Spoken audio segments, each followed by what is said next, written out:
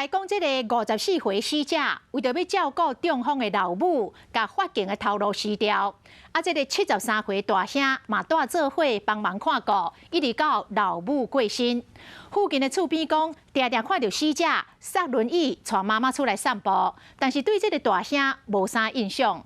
当地里长讲，这死者平常时甲人是真有话讲。做人嘛真好善，想袂到会拄到这款的不幸。讲两兄弟老早伫个11年前就有口角，都因为老母的问题，两兄弟常常是冤家冤甲真厉害。这个大兄甚至是牙刀甲恐吓，最后闹到法院。这个命案发生了后，死者的大兄就找无人咯，是毋是甲命案有关联？即马就要赶紧找到这个大兄，才会知。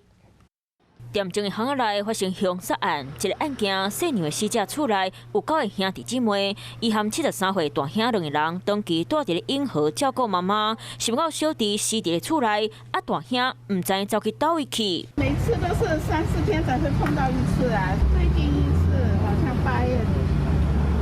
警方目前将被害人大哥列为重要关系人，但其实早在11年前，两人就曾在家中有过嫌隙。原来当时大兄嫌妈妈便所用手鼓就甲大细声，小弟看袂做，出去甲阻挡，想到大兄兼去灶骹摕刀啊，呛声讲：你看我敢敢做？惊到小弟赶紧报警，提告家暴和妨害自由，尾大兄被判关50天。看过他就会问候你，可是我没看过，我不知道是谁。很照顾妈妈这样，然后都推着妈妈，妈妈坐轮椅，然后都推着阿嬷这样子散步。死者为了照顾中风的妈妈，甲法警的工课辞掉。别个兄弟是1个月还3500，和5年岁妈妈和大兄住做伙。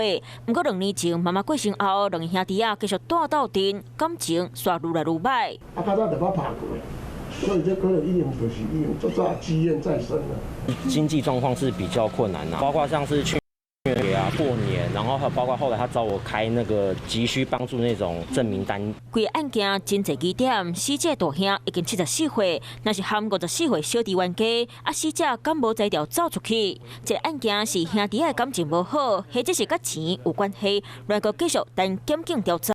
Hello， 大家好，我是乃瑜，要教给大家2个任务。第一个，华视新闻的脸书专页，你按赞了吗？